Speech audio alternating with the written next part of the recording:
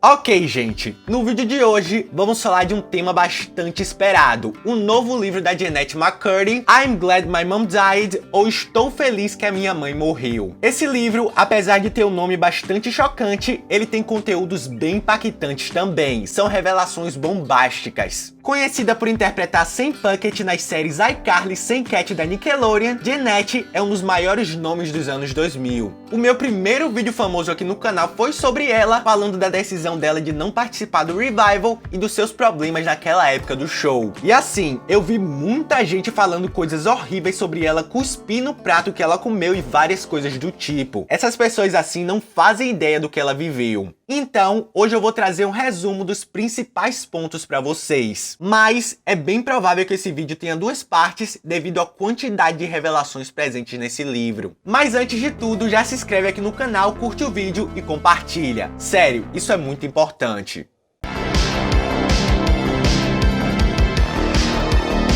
Bom, a primeira coisa que eu tenho pra falar é que tem muito tempo que eu não vejo um livro desse tipo tão bem construído. A narrativa, gente, é tipo um diário onde ela revisita pontos ali com vários detalhes e é como se ela estivesse escrevendo esse diário no dia que aquilo aconteceu. Muitos pensam que esse livro é super focado ali no Dan Schneider, nas coisas que ele fez, mas na verdade, se tivermos que colocar algum protagonista ali, seria sua mãe. Ela influenciou toda a história mesmo depois da sua morte. Aí você já tem um spoiler. Mãe. Ok, já que estamos falando dela, Debbie McCurdy é com certeza o pilar mais importante dessa história. Se não fosse por ela, não teríamos conhecido a Jennette. Em meio a uma família composta por 4 irmãos, seus pais e seus avós, Jennette já cresceu num ambiente assim fora do convencional. Sua família tinha um convívio estranho, principalmente causado por sua mãe. Ela era a única que sempre tinha palavra e todos tinham que seguir o que ela acreditava. Em seu livro de memória, gente, a Jen conta momentos de brigas entre seus pais que ela sentia antes mesmo de acontecer. Sua mãe sempre tinha algumas paranoias de que seu marido tinha um amante e certa vez ela chegou a apontar uma pra ele com as crianças por perto. Era basicamente assim, a mãe sempre colocava ele pra fora e depois deixava ele voltar. Olha só esse trecho do livro. Viro a cabeça pra ver o que ele está olhando. Mamãe. E eu posso dizer imediatamente por sua linguagem corporal e expressão facial que ela não está chateada, que ela não está com raiva. Ela está lívida. Ela está prestes a explodir.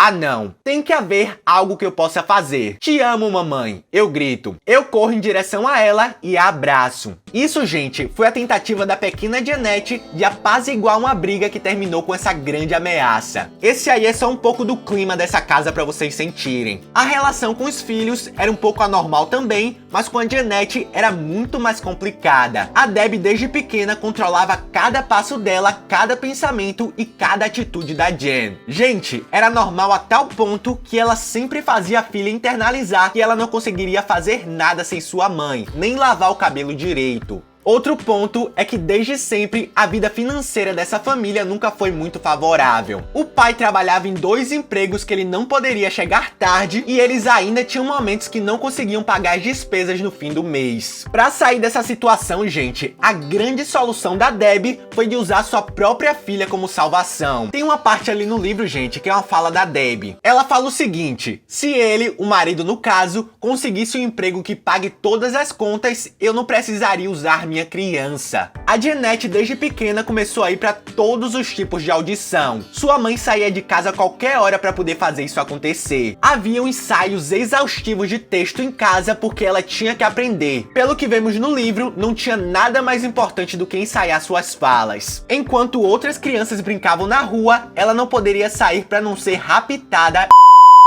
No começo dessa jornada, ela só conseguia papéis de figurantes em produções medianas, mas com os contatos e as tretas que sua mãe causou, aos poucos deram acesso a audições de produções maiores. Essas audições, gente, são contadas como um filme de terror pra ela. Gente, a Debbie ensaiava até como sua filha deveria parecer ao encontrar os produtores. Uma parte marcante, gente, é que durante esses períodos, a Debbie ela teve câncer de mama, ela se curou e isso foi usado como fator surpresa. Para poder comover os responsáveis pela audição, ela ensinava a filha a trazer esse assunto do câncer à tona. Além disso tudo, ela era tão desesperada por conseguir esses papéis que em qualquer tipo de produção, ela levava a filha para poder fazer testes. Gente, produções com cenas fortes eram feitas com a Jen e ela ficava noites sem dormir por conta dos pesadelos. Ah, e sem falar da vez que a filha tava com 39 de febre e ela fingiu que tava tudo bem por causa de uma audição.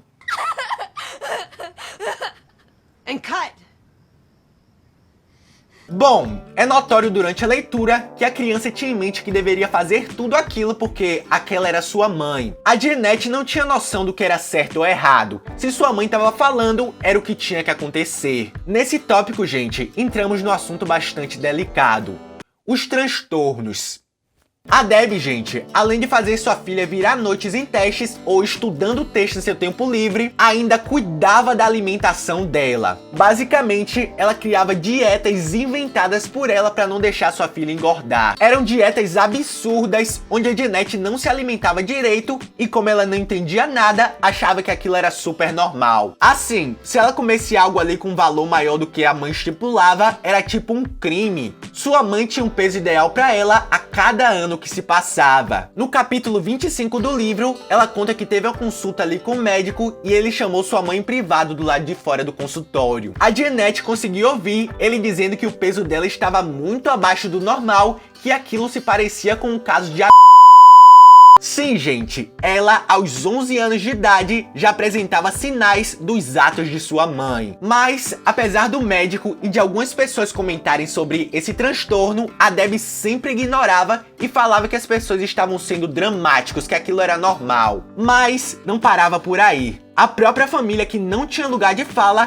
começou a perceber coisas estranhas acontecendo com ela. Ela começou a fazer muitas repetições durante o dia. A Jen conta que alguns de seus pensamentos na época mandavam ela fazer tipo piscar 5 vezes ou colocar coisas em determinada posição. O avô dela, gente, foi um dos que mais lutou pra ela ser uma criança. Ele levava ela lá fora e falava tipo assim: uma criança da sua idade não deveria se preocupar com a família inteira. Ela chorava, ele chorava, mas não mudava nada. Foi ele que percebeu que ela tinha mas a sua mãe continuava falando que ele estava sendo dramático e que a filha dela era normal. Mom? Are you okay? Stacy, what did I say? Darla. Bom, gente, ela fez muitos testes. Sua mãe conseguiu contatos de pessoas influentes e toda hora surgiu uma oportunidade nova. Dentre essa, ela alcançou o que sua mãe tanto desejava: a fama. iCarly.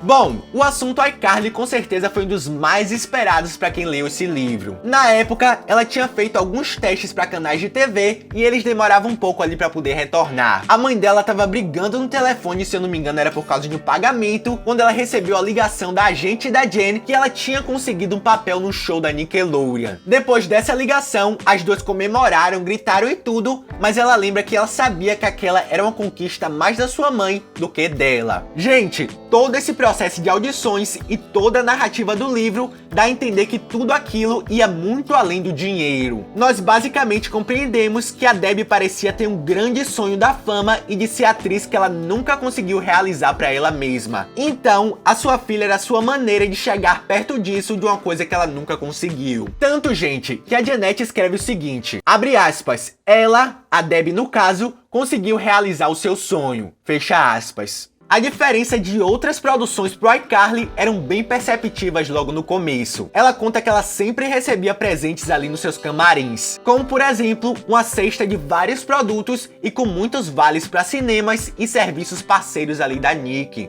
Um momento muito marcante para ela foi quando no dia da gravação do piloto, ela ganhou uma cesta especial da Miranda. Dentro dela tinha produtos super legais e era uma forma de dar boas-vindas à sua nova colega de show. A Jeanette conta que ficou sem saber como agir porque a Miranda era tipo uma ídola pra ela. E o que ela mais queria naquele momento era ter uma amizade com ela porque ela parecia tão livre e tão descolada. Ela conta que muitos falavam que ela ia pros estúdios andando sozinha, ouvindo Avril Lavigne, ela tinha fones e um celular super maneiro e tudo. Mas a mãe da Jeanette proibiu ela de ser amiga da Miranda. Segundo a Debbie, gente, a Miranda xingava, não acreditava em Deus e ela ouvia músicas que fazia crianças fazerem coisas erradas. Avril Lavigne. Segundo a Debbie, do elenco, ela só poderia ser amiga do Nathan, o Fred, porque ele era batista. Ele não era mormon como a religião delas, mas pelo menos ele tinha Jesus em comum com ela. Algo assim, super nada a ver. Porém, isso não impediu nem um pouco dessa amizade acontecer. Logo no fim das gravações do episódio piloto, elas trocaram suas contas ali de mensagem e dali em diante elas passaram horas falando sobre tudo da vida. Pra vocês terem ideia,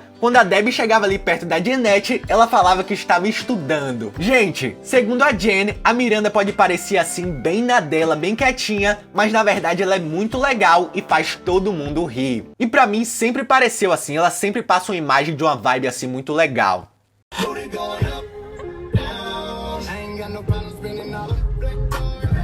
Outro personagem que também foi muito aguardado nessa história se chama Dan Schneider, o criador.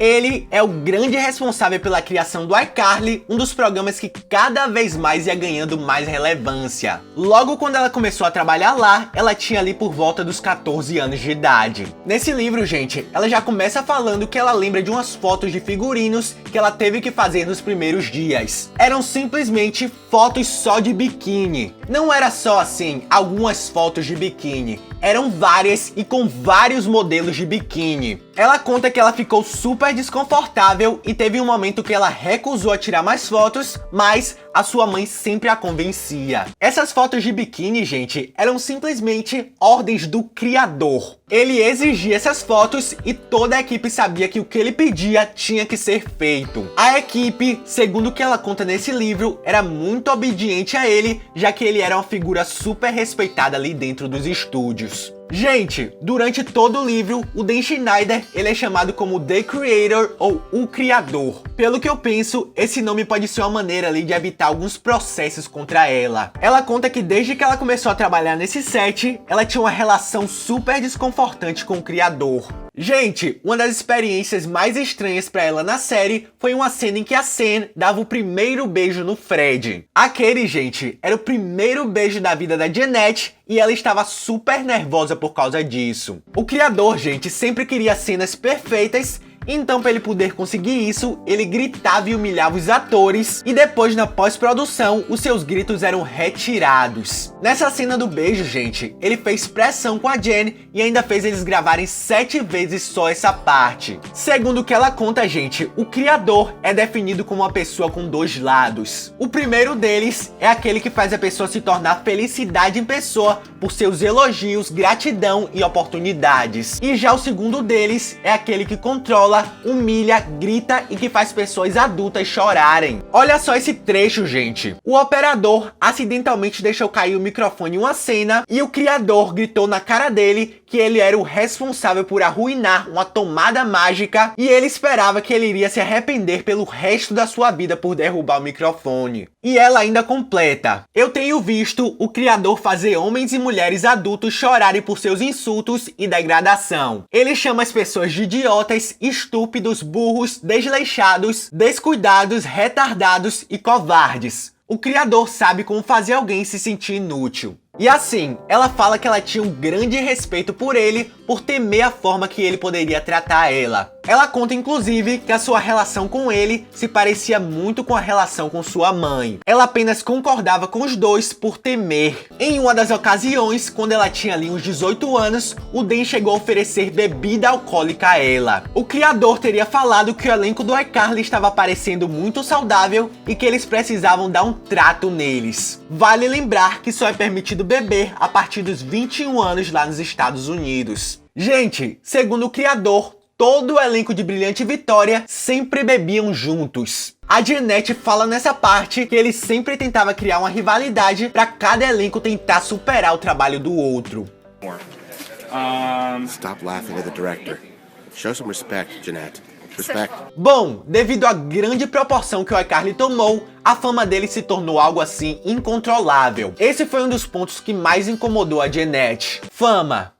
Então, gente, ela durante todo o livro fala do seu grande amor pelos parques da Disney e de como sempre desde pequena aquele lugar era um lugar de escape para ela. Só que durante a explosão do iCarly, ela não conseguia ir mais por causa do reconhecimento. Ela lembra a gente de uma vez que ela tava lá e juntou tanta gente em volta dela que eles tiveram que parar a parada do Natal. Ela não poderia ter mais liberdade na rua. Sempre tinham pessoas a gritando como Sam, sem saber o seu verdadeiro nome, pessoas perguntando ali da meia de manteiga e do frango frito. Isso, gente, era algo que deixava ela bastante desconfortável, porque parecia que ela só era definida por aquele papel. Parecia que ela não tinha, assim, uma identidade própria e muito menos privacidade. Ela conta que ela odiava tudo aquilo. A atenção, sua personagem e até o show que ela trabalhava. Durante ali a terceira temporada do iCarly, ela começou a perceber que tudo aquilo era mais um sonho da sua mãe do que um sonho dela. Ela tinha vergonha até de passar perto dos pôsteres do show, porque ela achava as roupas, o penteado e até o sorriso falso da Sam super vergonhoso.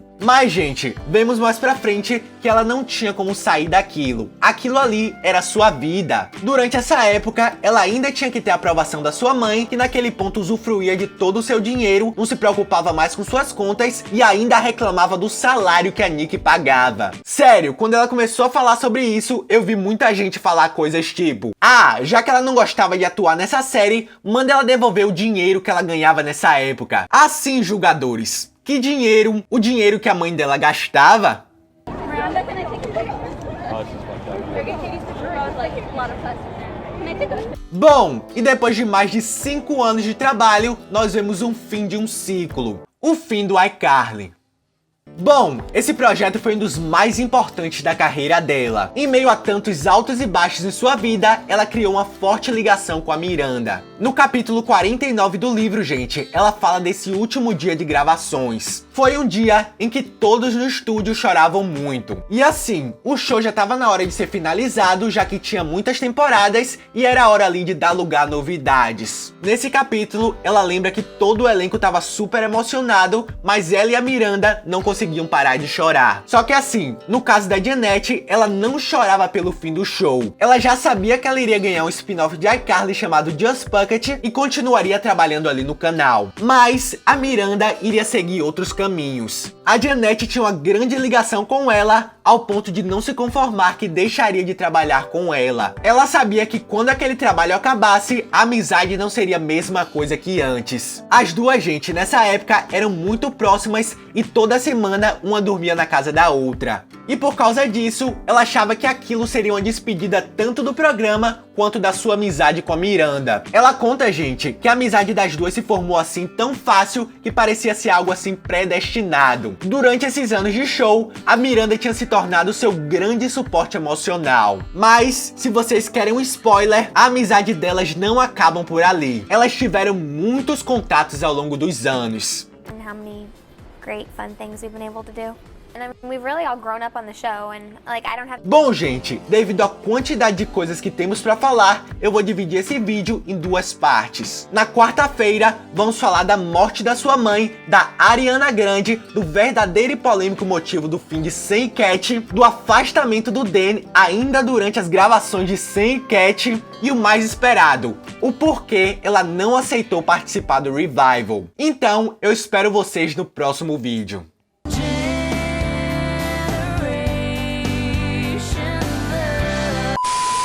Mas e aí, de todos os tópicos que vimos, o que mais te chocou? Comenta aqui embaixo que eu quero saber. Se você gostou, eu já peço que você deixe o like e compartilhe com muita gente. Ah, não se esqueça de comentar aqui embaixo a sugestão que você tem pro próximo vídeo. Muito obrigado por assistir, se inscreva para não perder nada e nos vemos no próximo vídeo da TV 2002. Tchau!